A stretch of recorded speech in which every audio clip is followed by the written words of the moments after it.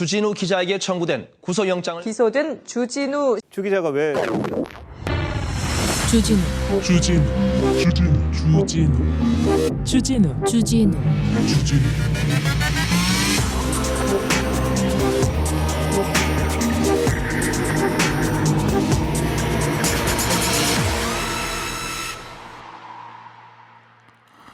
우정이 신체 내에 엔돌핀을 상승시켜서 자연 진통제 역할을 한답니다. 영국 옥스퍼드 대학 연구팀의 연구 결과입니다. 그래서 그랬을까요? 친구라면 친구의 결점을 잘 참고 견뎌야 한다. 섹스피어의 명언입니다. 그래서 그랬을까요? 아베 총리가 한국인 일본 입국 금지를 내렸죠. 아베 총리의 친구는 한 사립대 이사장인데요. 이분이 입시에 응시한 학생들 중에 한국인만 면접 점수를 0점 줘서 떨어뜨립니다. 그리고는 차별이 아니랍니다. 두 분 우정이 아주 깊습니다. 좋으시겠습니다. 여기는 순수 음악방송 아닌 밤중에 주진우입니다. 이분이 누군지 아세요? 팟캐스트에서는 혀로 드리블을 막 한답니다. 혀로 드리블을. 이분이 누군지 아세요? 학교에서는요, 레이저 눈빛 한 번 딱 쏘면요, 학생들이 그렇게 카리스마가 넘치답니다. 하지만 여기서는 우리 시청자들한테는 왠지 이렇게 다정다감하려고 왠지 눈치 보시는 그런 종교학 박사, 역사 전문가 이종우 박사님 어서 오십시오. 예, 안녕하세요. 학생이 행복한 민주대학 사회와 협력하는 공영대학 상지대학교 교양대학 이종우 교수입니다. 이 박사님 고정입니까? 박사님 3.1운동 할 때까지 쭉 3.1운동. 자, 이 박사님 3.1운동 합니까? 3.1운동 어떤 얘기 준비하셨어요? 3.1운동은 우리나라의 굉장히 중요한 운동. 근데 굉장히 중요한 운동이었습니다. 자, 예. 오늘은 굉장히 중요한 운동이었죠. 알겠어요? 예. 잘 들었습니다. 광복절, 예. 잘 알아서. 예. 오늘은 4.15 총선을 이제 한 달여 남았는데, 그래서 아닌 밤중에 준비한 4.15 총선 특집 3.15 부정선거. 저기요. 3.15 부정선거. 사람들이 오해합니다. 4.15가 부정선거인 줄 알잖아요. 아니요. 4.15 특집 3.15 부정선거. 좀 얘기해 주십시오. 우리가 이승만 정권이 들어왔습니다. 네. 일제를 거쳐서 이승만 정권이 들어왔는데 처음 선거, 두 번째 선거 다 조금 부족했어요. 모자랐어요. 네. 그래서 처음에 이승만 대통령이 됐을 때 외신에서 어떻게 기사가 나왔냐면요. 한국에서 민주주의를 바라는 거는 쓰레기통에서 장미가 피기를 바라는 것 같다. 그런 기사가 나왔었어요. 그렇죠.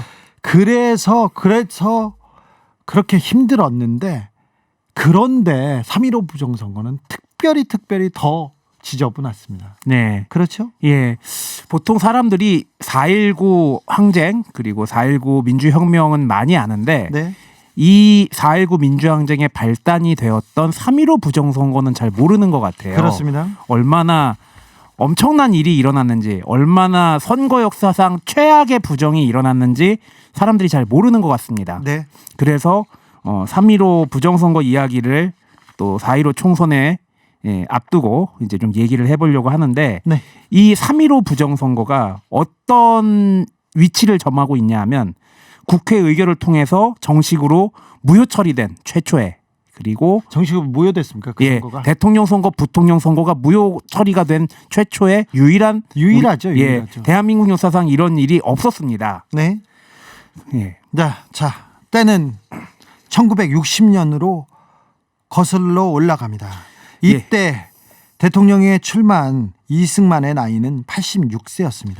당시 이승만 선거는 그래도 그 상대방 후보였던 조병옥 후보였죠. 예. 조병옥 후보가 급작스럽게 서거하시는 바람에 상대가 없는 거예요. 그렇죠. 그래서 유일하게 치러지는 선거였어요. 그래서 뭐 대통령 선거는 걱정이 없었는데 러닝메이트로 나왔던 이기붕 부통령, 그게 문제였죠? 예.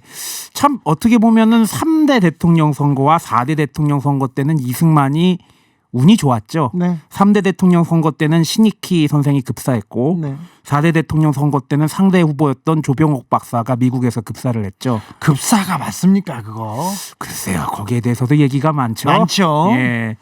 그래서 일단 이승만 당시 대통령이 80대 중반의 고령이었기 때문에 지금 신천지도 보십시오. 이만희 총회장이 언제 소천하실지 모르니까 그 후계 자리를 놓고 엄청나게 다툰다는 얘기가 있듯이 이승만 얘기하다가 이만희 이거 좋아. 네. 예, 그렇듯이 대통령 유고 시에는 부통령이 승계를 하기 때문에 네. 부통령을 반드시 당선시킬 필요가 있었습니다. 예. 그리고 이전 선거에서 장면이 부통령으로 당선되는 바람에 엄청나게 피곤했거든요. 자유당 정권이. 예. 그래서 심지어는 이전에 장면이 부통령일 당시에 암살을 모의하고 암살을 시행하려다 실패한 적도 있습니다. 그렇죠. 예. 이 정도로 부통령 자리까지 자유당이 차지해야겠다 이런 생각이 싹쓸이 있었죠. 하려고 했습니다. 이미 그 전에도 자기네들이 정권을 갖고 있었는데 정권을 계속 이어가겠다, 영구 집권하겠다는 욕심이었죠. 예, 그렇죠. 그래서 이전부터 부정이 일어나기 시작했고 또 부정을 할 수밖에 없었던 이유가 네.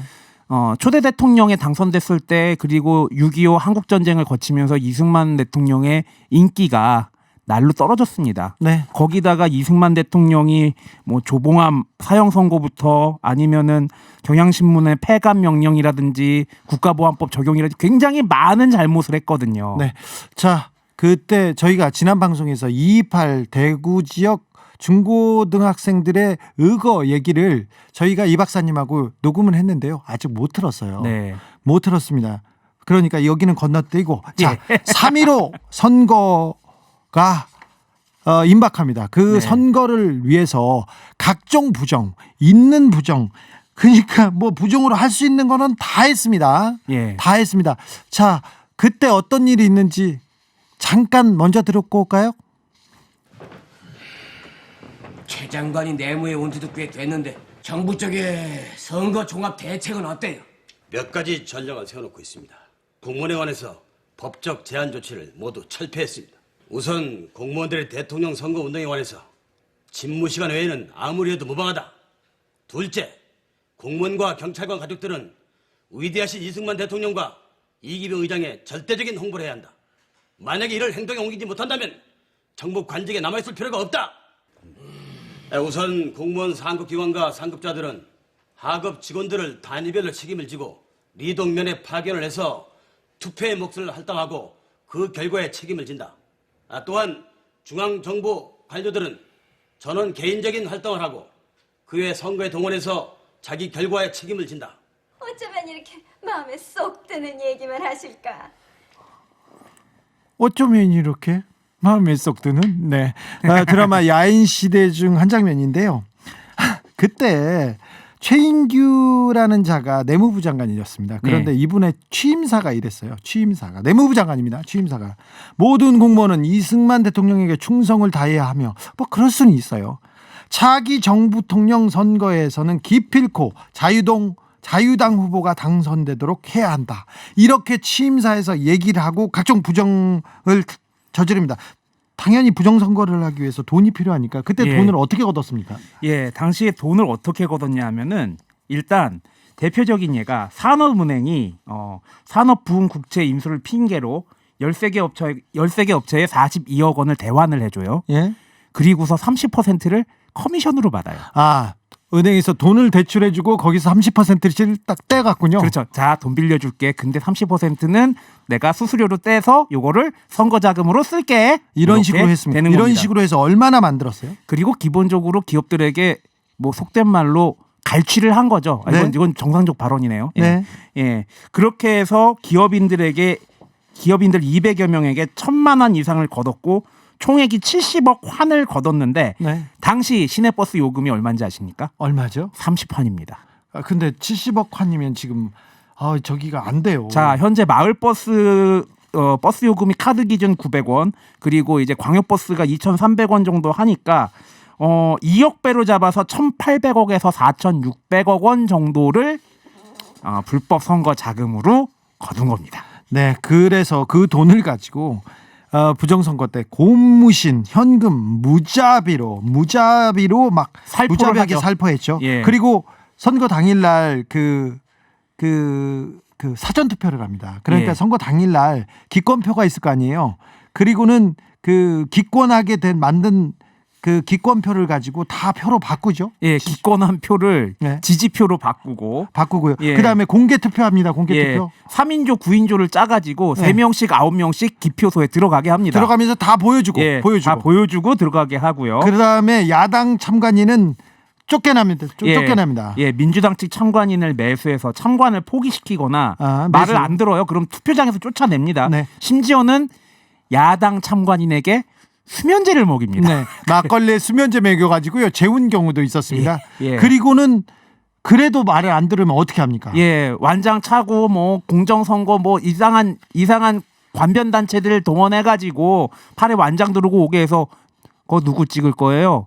그 민주당 찍을 거예요? 막 이런 식으로 어깨들을 동원했다는 얘기도 있고요. 아니 투표는 모든 부정을 다 저질렀는데 개표 또한 가관입니다. 가관. 일단 기본적으로 개표하는 상황에 불을 끄는 경우는 많았죠. 정전이다. 그러면 투표침 바꿔치기. 예. 그리고 투표함을 싣고 다른 데로 개표하러 가는 와중에 트럭이 섭니다. 예. 그리고는 개표함이 바뀌어요. 바뀝니다. 함이 바뀌어요. 투표함이. 네.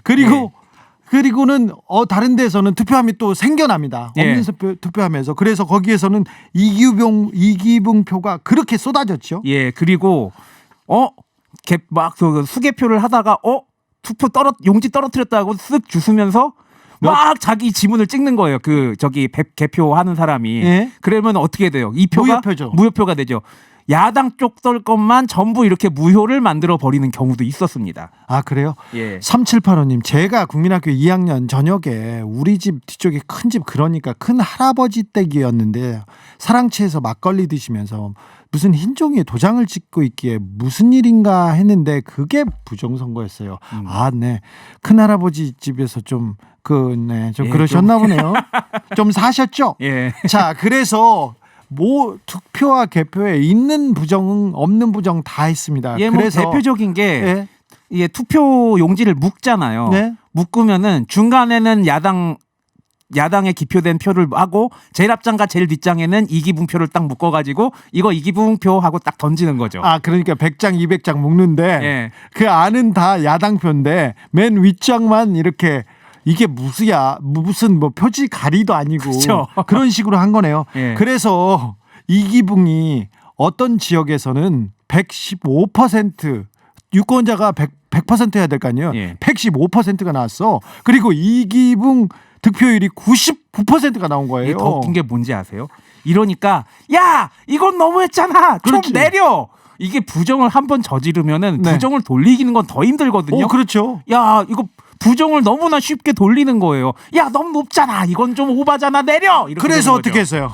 그래서 결국에는 대통령의 당선이 되는 거죠. 네. 예. 그리고 이렇게 할 수 있었던 이유는 제가 볼 때는 이전부터 철저하게 준비를 했던 겁니다. 그래가지고 내려서 발표를 해가지고 예. 이승만 80% 이기붕 70%를 70%로 적당히 줄여서 이게 투표하는 순간부터 개표하는 순간까지 모두 부정이 없었으면은 결과까지 뒤바꿀 수는 없었거든요. 네. 예. 근데 이게 가만히 보면 엄청나게 철저하게 준비했던 것 같은 게 아까 얘기했지만 돈을 걷었다 그랬잖아요. 근데 네. 그 전에 보면은 경무대에서 국무회의를 했습니다. 예. 3월 8일에 하고 3월 11일에 했는데 3월 8일에는 경무대는 경찰청 같은 데죠? 아니죠. 지금으로 말하면은 청와대죠. 아 경무대. 예, 경무대. 네. 예, 그래서 3월 8일 경무대 국무회의에는 이승만이 참석을 합니다. 그때는요, 뭐라고 했냐면은 최인규가 전 공무원의 일치단결한 지지를 받고 있습니다. 대통령 각하. 이렇게 얘기를 합니다. 이건 뭐냐?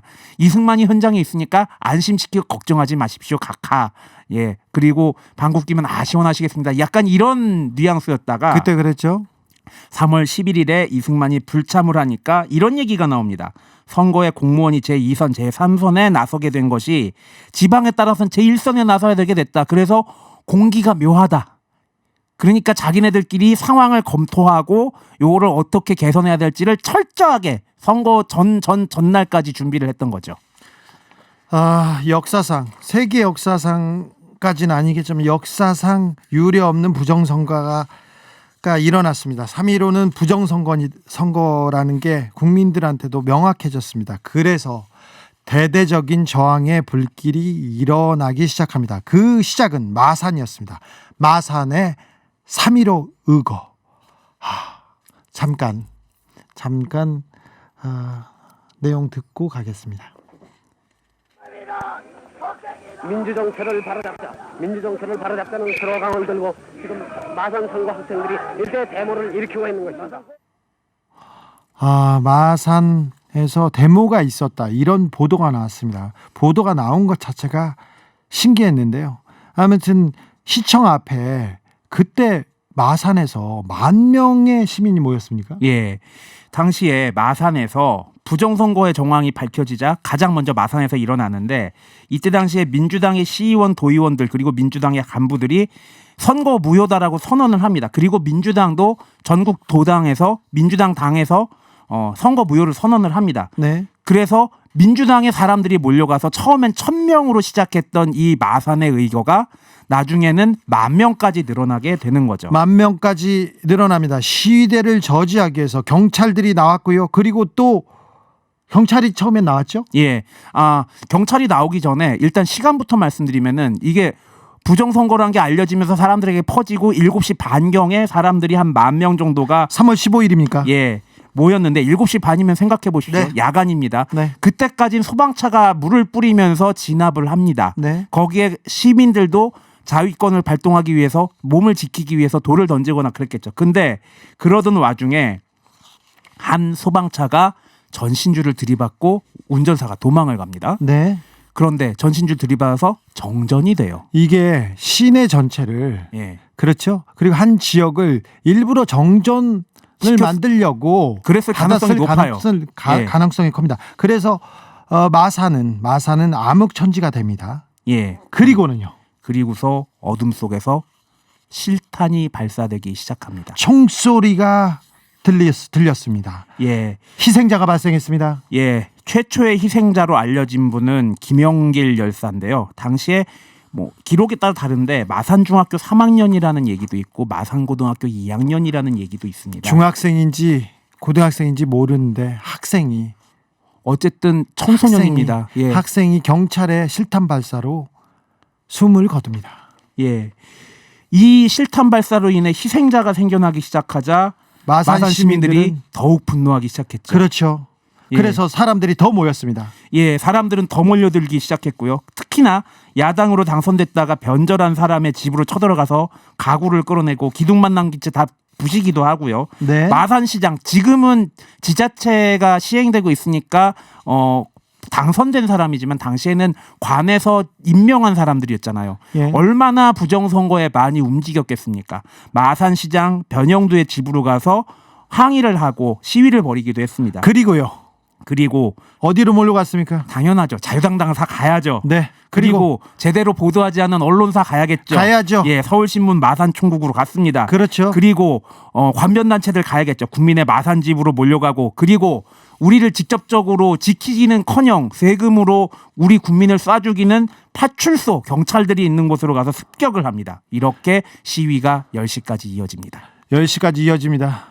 그런데 경찰은 다시 발포를 시작합니다. 이렇게 되면은 경찰들 입장에서는 민주경찰이라면 이렇게 하지 말아야 되잖아요. 그렇죠. 그런데 더더욱 경찰은 발포를 더 합니다. 이 고문경찰의 밤에서도 곽분리도 반성했지만 이때도 굉장히 진짜 하지 말아야 할 짓을 했습니다. 경찰이요. 그래서요. 예. 그렇게 되니까 시위대들이 당황해서 도망을 치기 시작하는데 마산상고 뒤편에 집결했다가 경찰들이 계속 포위를 하는 거예요. 예. 그러다 보니까 탈출을 시도합니다. 네. 뒷산에서. 그런데 경찰들이 손전등으로 사람들을 일일이 비추면서 골목골목 뒤지면서 미처 피하지 못한 사람들을 가차없이 연행합니다. 가차없이 연행하고, 그리고 그날 밤에도 다시 발포합니다. 그래서 9명이 죽고 80여 명이 중상을 당하는 피해 화요일이 마산에서 있었습니다. 예. 춘희님, 얼마 전 홍콩 갔네요. 아니요, 홍콩보다 훨씬 더 참혹했습니다. 이주님, 우리나라에 에는 불의를 참지 못하는 그런 유전자가 있나 봐요. 그래서 우리가 지금 이 땅에서 이만큼의 민주주의를 누리고 있습니다. 이분들한테 빚지고 있습니다. 노래 한 곡 듣고 이 박사님 말씀 이어가겠습니다. 김광석입니다. 광야에서. 느티너무님 피해 화요일.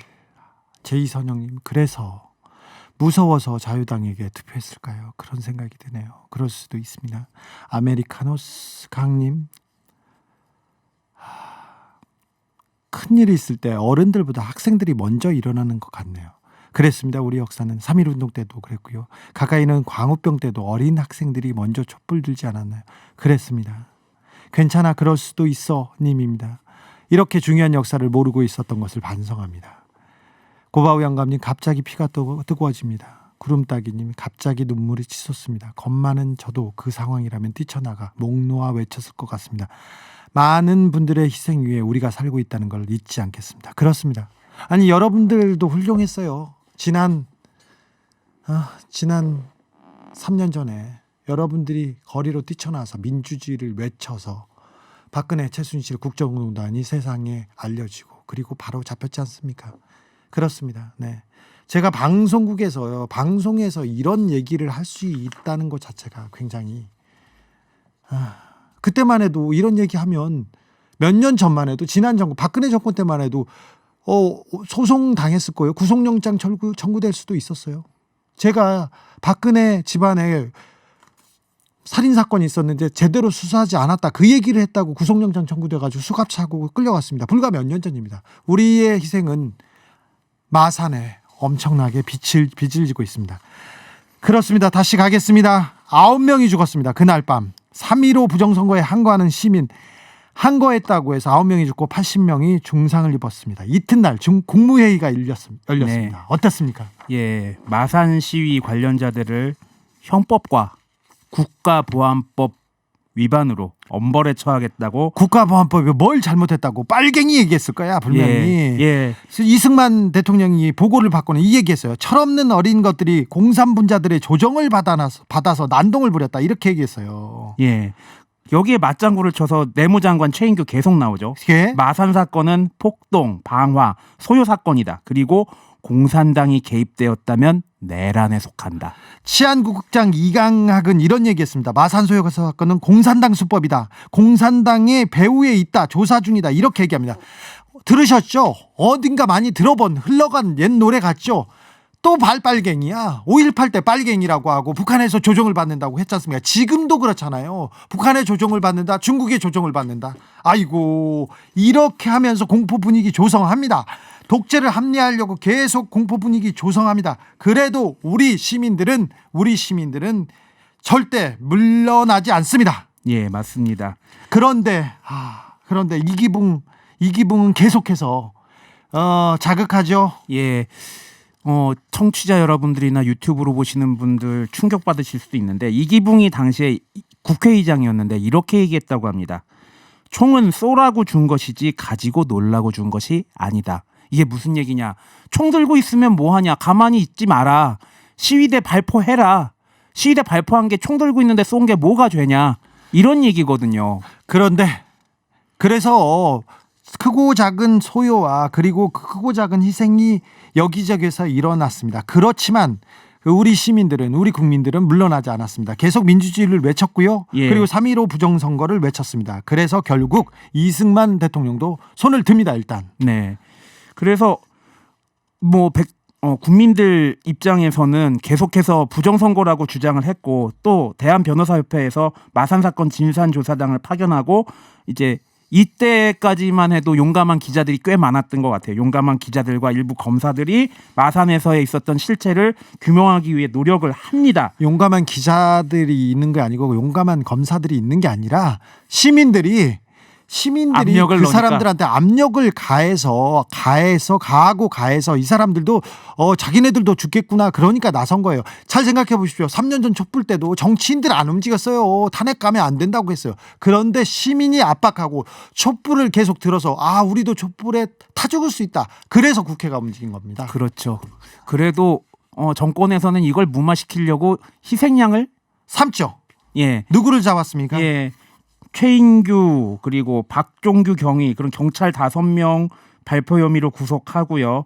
그리고 구속자 중에서 정남규를 제외한 전원을 석방하고 최인규 사임하고 이강학이 해임이 됩니다. 거기에서 꼬리를 자르려고 했습니다. 전형적인 수법입니다. 꼬리를 자르려고 하고 약간 그래서 또 진정이 됐습니다. 국민들의 상황이. 네. 일단 뭐 책임자를 잡아서 처벌한다고 했으니까. 그런데 그러던 중 4월 11일 마산 앞바다에서 김주열 열사가 눈에 체류탄이 박혔고요. 그리고 돌에 매달린 상태에서 마산 앞바다에 떠오릅니다. 눈에 체류탄이 박힌 그리고 돌에 몸몸이 꽁꽁 묶인 김주열 열사의 시신이 마산 앞바다에서 떠오릅니다. 예, 그때 뉴스 잠깐 듣고 오겠습니다. 김주열 군의 모친이 이곳에 도착하면 또다시 어떠한 불안한 공기 속에 쌓이지 않을까, 이러한 지금 시대에 보이고 있는 것입니다. 마산 도립병원 앞에는 수많은 시민이 지금 모이고 있습니다. 우리가 말이지 못 잡는 거죠. 우리가 실제 대신 아닙니다. 결대지 우리가 말이지 우리가 목숨 바치도 말이지 실제이 아닙니다. 결대. 네네. 그들은 공산당의 사주를 받은 사람도 아니었고요. 그냥 평범한 시민이었어요. 학생이었어요. 학생이었습니다. 네, 그 학생을 지키려는 그냥 시민들이었어요. 예, 그리고 상상을 해보십시오. 눈에 최루탄이 박혔는데 이걸 경찰이 수습해서 돌에 매달아서 수장을 시켜가지고 은폐하려고 했다는 의혹이 굉장히 강하게 들지 않습니까? 네. 뭐 정황상으로는 10중 8구 이게 맞을 거라고 생각을 합니다. 그리고 나중에 수사 결과 김주열에게 최루탄을 쏜 사람이 바로 박종표라는 사람이었는데 박종표는 어떤 사람입니까? 일제 강점기 때 부일했던 일본에 협력해서 경찰 노릇했던 사람입니다. 친일파들은 해방 후에 대한민국의 민주주의를 법치주의를 막기 위해서 이렇게 열심히 했습니다. 열심히가 아니죠. 이렇게 진짜 난리 구슬 폈습니다. 그 친일파들은 아직도 잘 삽니다. 네. 아직도 잘 살아요. 친일파 할아버지 감사합니다. 독립군 할아버지 배가 고파요. 아직도 그 내용은 이어집니다. 독립운동하면 3대가 굶는다는 얘기가 있을 정도였죠. 네. 4월 11일 날 그 마산에서 있었던 민주화의 함성은 전국으로 퍼져나갑니다. 전국으로 퍼져나갔고 서울에서도 학생들이 나서서 학생들이 거리에 뛰쳐나오기 시작합니다. 그런데 예. 그 학생들을 습격합니다. 예. 4월 18일 고려대학교에서 부정선거를 규탄하고 이승만 대통령의 하야를 요구하는 시위가 있었을 때 이때 주진우 기자의 전문 분야인 깡패들이 동원이 돼서 고려대학교에 피비린내 나는 엄청난 폭력이 자행됩니다. 그때 깡패들이 칼과 쇠파이프를 들고 맨 먼저 갔어요. 경찰 앞에. 경찰들이 뒤에서 사주하고 보고 그 사람들이 저놈들 빨갱이다 그러면서 쇠파이프를 휘두르기 시작했죠. 그래서 피비린내 나는 고대 앞 정문은 피비린내 나는 전쟁터로 변했죠. 예. 이 4.18 고대 습격 사건은 곧바로 전국 단위로 확산돼서 4.19 혁명으로 이어집니다. 예, 아까 주디께서 말씀하셨지만 4월 11일에 김주열 열사의 시체가 발견되기 전까지 약간 수습 국면으로 접어들었었어요. 근데 네. 김주열 열사의 시체가 발견되면서 사람들이 2차 시위를 하기 시작했는데 그때 당시 시위가 굉장히 전국적으로 확산이 됐고요. 여기에 대해서 정부는 변함없이 공산당 그리고 메카시즘 적용하면서 억압하고 탄압하려고만 했을 때 4월 18일에 고대에서 깡패들이 동원되고 그리고 4.19 민주혁명으로 이어지게 되는 겁니다. 4.19 민주혁명. 이 땅의 민주화가 이분들의 피와 헌신에 많이 비치고 있습니다. 네. 6383님 한편의 드라마 같네요. 이 역사는 드라마보다 훨씬 드라마틱했고요. 너무 뼈아프고 처절해서 너무 슬펐습니다. 예. 여우볼님 깡패들이 칼 들고 설치는데 경찰이 사주에 이게 나라냐? 이게 이랬어요. 이승만 정권 때 그랬고요. 박정희 정권 때도 그랬어요. 노태우 전두환 때도 그랬어요. 그때 정치하던 사람들이 아직도 여의도에 있습니다. 네. 그때 정치하던 사람들의 후배들 보좌관들이 아직도 있습니다. 투표 잘해야 됩니다. You are my 스프링님입니다. 갑자기 생각났는데 이 박사님 이승만 박사 성대모사 잘하시지 않나요? 네, 본인은 아무것도 모른다. 뭐 이런 식으로. 네, 이 박사님 이승만 박사 성대모사로 마지막 인사해 주십시오. 마산 시민 여러분, 여러분들의 힘으로 민주주의가 이어지고 있습니다. 3.15대로를 달리시는 마산 시민 여러분께 감사드리겠습니다. 지금까지 이종우 박사님이었습니다. 오늘도 너무 감사했습니다. 예, 감사합니다. 네.